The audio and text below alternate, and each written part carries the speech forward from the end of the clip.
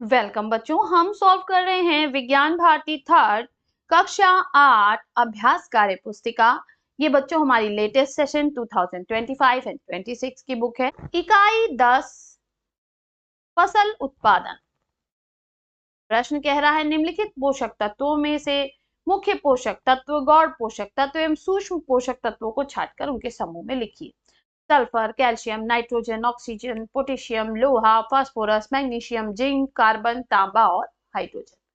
तो इसमें से बच्चों मुख्य पोषक तत्व कौन से हैं? Nitrogen, oxygen, potassium, phosphorus, carbon और हाइड्रोजन। गौण पोषक तत्व कौन है? सल्फर, कैल्शियम और मैग्नीशियम। सूक्ष्म पोषक तत्व कौन है? लोहा, जिंक और तांबा। अब ये होते क्या है बच्चों? मुख्य पोषक तत्व वे होते हैं जिनकी हमें अधिक मात्रा में आवश्यकता होती है। गौण पोषक तत्व वे होते हैं जिनकी हमें कम मात्रा में आवश्यकता होती है, और सूक्ष्म पोषक तत्व वे होते हैं जिनकी हमें बहुत कम मात्रा में आवश्यकता होती है।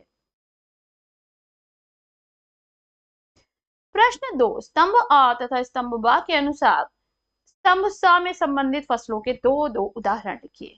जून से अक्टूबर में कौन सी फसल बोई जाती है बच्चों? खरीफ की फसल। तो इसका उदाहरण है चावल और मूंगफली।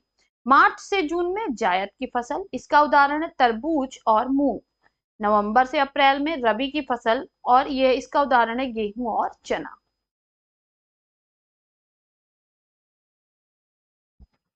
थर्ड प्रश्न कह रहा है स्तंभ आ को स्तंभ ब से मिलान कीजिए।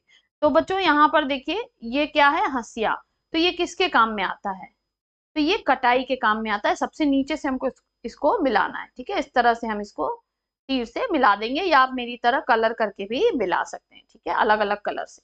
ये क्या है बच्चों? ये एक तरह का जो है बुआई का यंत्र है। ये किसमें काम आता है? बुआई में। ठीक है, ये क्या है? ये तिकोनिया हल है बच्चों। ठीक है, और ये किसमें काम आता है? उथली जुताई में काम आता है। यहाँ पर बच्चों आपको क्लियर दिख नहीं रहा होगा, लेकिन ये जो फव्वारा सिंचाई यंत्र है, तो ये किसमें काम आता है? सिंचाई।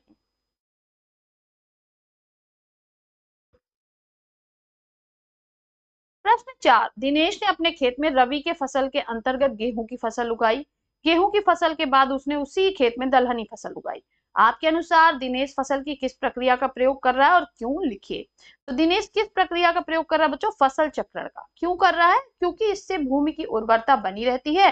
दलहन की फसल बोने से भूमि में नाइट्रोजन स्थिरीकरण होता है। तो क्यों होता है बच्चों? ठीक है, जो दलहनी हमारी फसलें होती हैं, उनकी जो जड़ें होती हैं बच्चों, ठीक है, उस पे क्या होता है? इस तरह की गांठें पाई जाती हैं।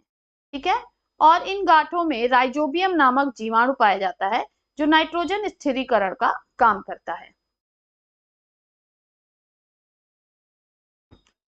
नेक्स्ट, फसल उत्पादन के विभिन्न चरणों को क्रमबद्ध कीजिए।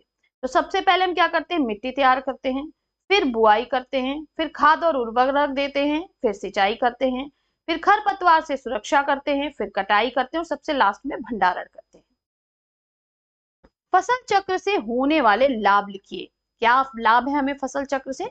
मिट्टी की उर्वरता बनी रहती है बच्चों, कीट और रोगों का प्रकोप भी कम होता है, उत्पादन में वृद्धि होती है, जैव कृषि को बढ़ावा मिलता है। क्यों?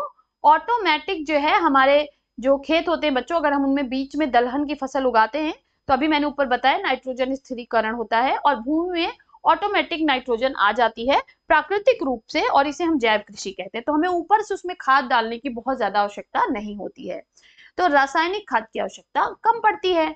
इसकी वजह से हमारी फसल अच्छी होती है, और हमारी फसल बहुत लाभदायक भी होती है। यहाँ पर बच्चों हमारा ये लेसन समाप्त होता है। फिर मिलेंगे नेक्स्ट वीडियो में एक और लेसन के साथ। तब तक के लिए पढ़ते रहिए, आगे बढ़ते रहिए। बाय बाय बच्चों।